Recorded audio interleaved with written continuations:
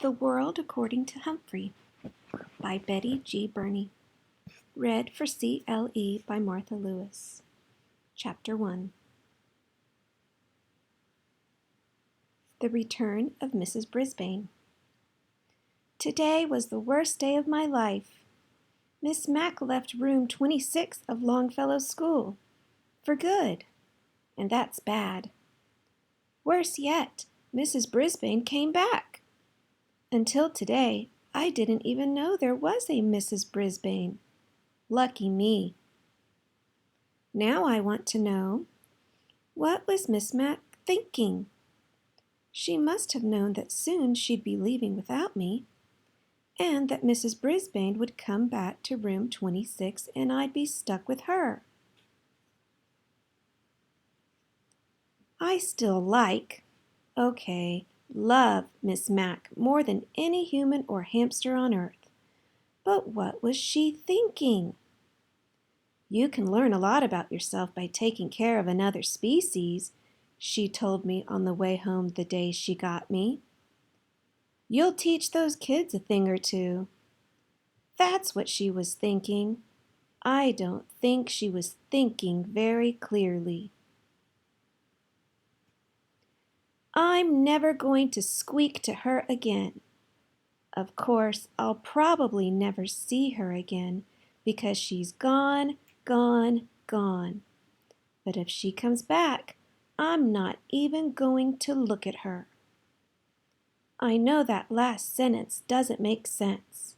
It's hard to make sense when your heart is broken. On the other hand, until Miss Mack arrived, I was going nowhere down at Pet-O-Rama. My days were spent sitting around, looking at a bunch of furry things in cages just like mine. We were treated all right. Regular meals, clean cages, music piped in all day. Over the music, Carl, the store clerk, would answer the phone. Open 9 to 9, 7 days a week, corner of 5th and Alder, next to the Dairy Maid. But then, back then, I feared I'd never see 5th and Alder, much less the Dairy Maid. Sometimes I'd see human eyes and noses, not always as clean as they should be, poking up against the glass. Nothing ever came of it. The children were excited to see me, but the parents usually had other ideas. "Oh, come see the fishes, Cornelia. So colorful and so much easier to take care of than a hamster," Mama might say. Or, "No, Norbert. They have the cutest little puppies over here. After all, a dog is a boy's best friend." So there we were, hamsters, gerbils, mice, and guinea pigs, not nearly as popular as the fish, cats, or dogs. I suspected that I'd be spinning my wheel at Pet-O-Rama forever. But once Miss Mack carried me out the door a short 6 weeks ago, my life changed fast. I saw 5th. I saw Alder. I saw the Dairy Maid with the statue of a cow in an apron outside. I was dozing when she first came to Pet-O-Rama, as I do during the day because hamsters are more active at night. "Hello," a warm voice awakened me. When I opened my eyes, I saw a mass of bouncy black curls, a big happy smile, huge dark eyes. She smelled of apples. It was love at first sight. "Aren't you the bright-eyed one?" she asked. "And might I return the compliment?" I replied. Of course it came out squeak, squeak, squeak, as usual. Miss Mack opened up her purse with the big pink and blue flowers on it. "I'll take him," she told Carl. "He's obviously the most intelligent and handsome hamster you have." Carl grunted. Then Miss Mack picked out a respectable cage. Okay, not the 3-story pagoda I'd had my eye on, but a nice cage. And soon, amid squeals of encouragement from my friends in the small pet department, from the teeniest white mouse to the lumbering chinchilla, I left Pet-O-Rama with high hopes. We sped down the street in Miss Mack's bright yellow car. She called it a bug, but I could see it was really a car. She carried my cage up the stairs to her apartment. We ate apples. We watched TV. She let me run around outside my cage. She gave me my very own name, Humphrey, and she told me all about room 26, where we'd be going the next morning. And since you are an intelligent hamster who is going to school, I have a present for you, Humphrey, she said. Then she gave me a tiny little notebook and a tiny little pencil. I got these for you at the doll shop, she explained. She tucked them behind my mirror where no one could see them except me. Of course, it might be a while before you learn to read and write, she continued. But you're smart and I know you'll catch on fast. Little did she know I could already make out some words from my long, boring days at Pet-O-Rama. Words like chew toys, kibble, pooper scoopers. Remember, a hamster is grown up at about 5 weeks old. So if I could learn all the skills I need for life in 5 weeks, how long could it possibly take to learn to read? I'll tell you, a week! Yep, in a week I could read and even write a little with the tiny pencil. In addition to schoolwork, I learned quite a bit about the other students in room 26. Like lower your voice, AJ, and speak up, Saya, and wait for the bell, Garth, and Golden Miranda. Even after I found out her name is really Miranda Golden, I thought of her as Golden Miranda because of her long blonde hair. After all, I am a golden hamster. Yes, life in room 26 suited me well during the day. My cage had all the comforts a hamster could ask for. I had bars on the window to protect me from my enemies. I had a little sleeping house in one corner where no one could see me or bother me.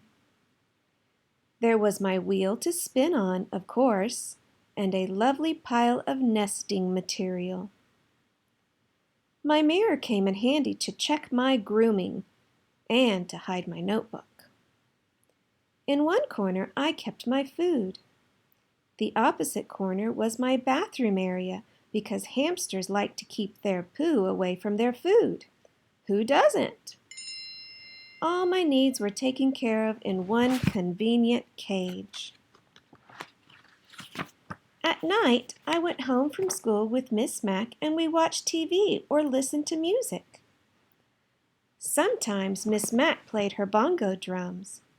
She made a tunnel on the floor so I could race and wiggle to my hamster heart's content. Oh, the memories of those 6 weeks with Morgan McNamara. That's her real name, but she told her students to call her Miss Mack. That's how nice she is, or was. On the weekends, Miss Mack and I had all kinds of adventures. She put me in her shirt pocket right over her heart and took me with her to the laundry room. She had friends over and they laughed and made a fuss over me. She even took me for a bike ride once. I can still feel the wind in my fur.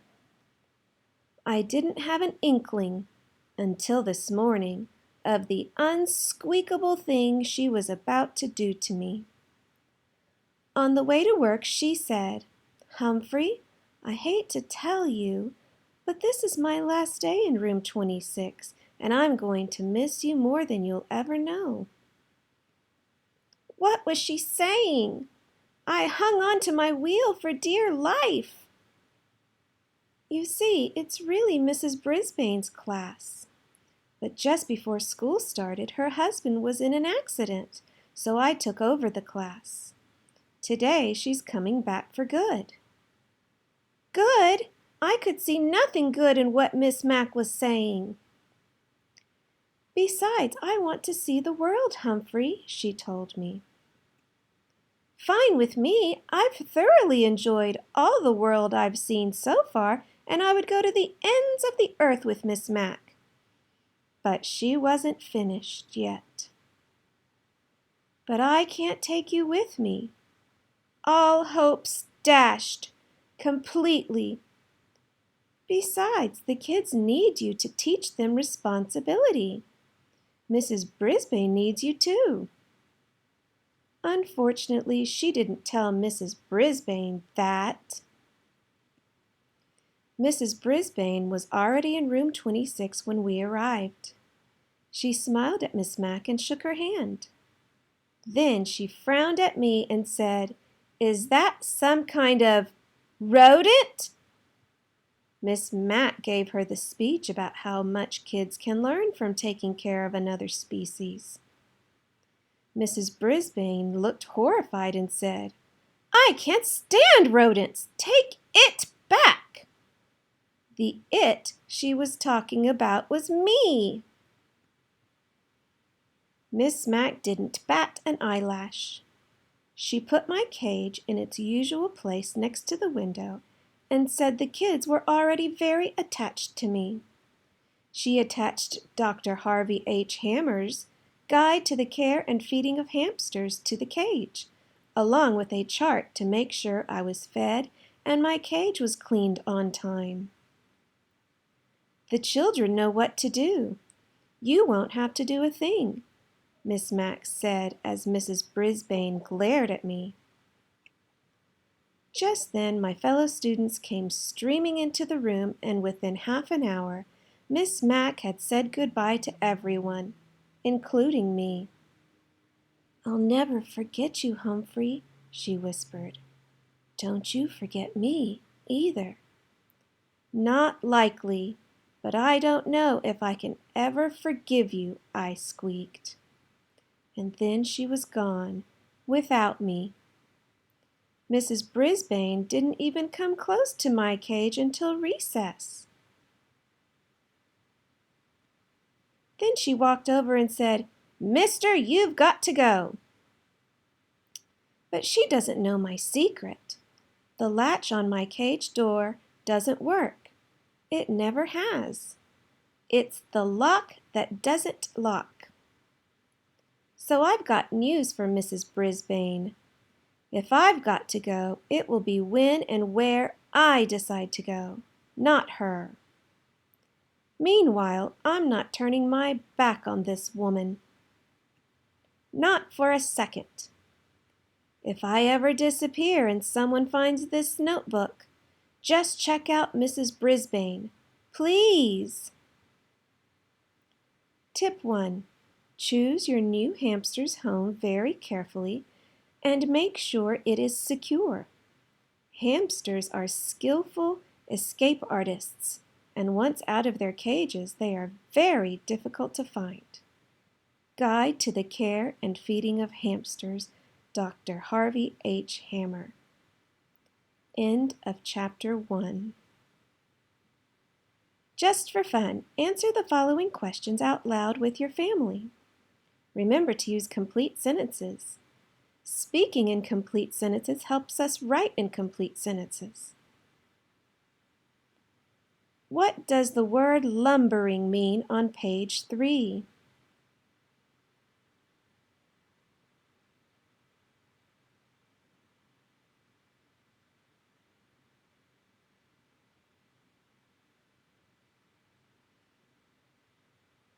How do you think Humphrey felt when Mrs. Brisbane said, "I can't stand rodents. Take it back"?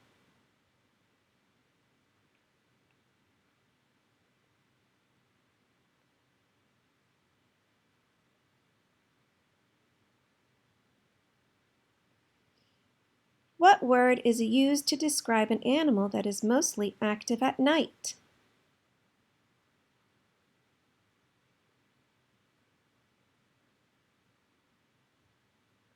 Do you think Humphrey is a good name for a hamster? Why or why not?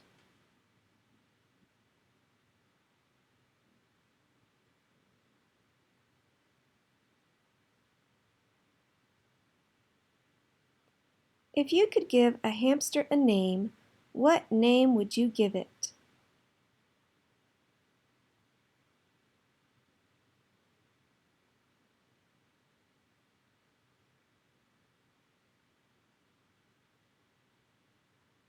Have you ever seen or held a hamster? What did the hamster do?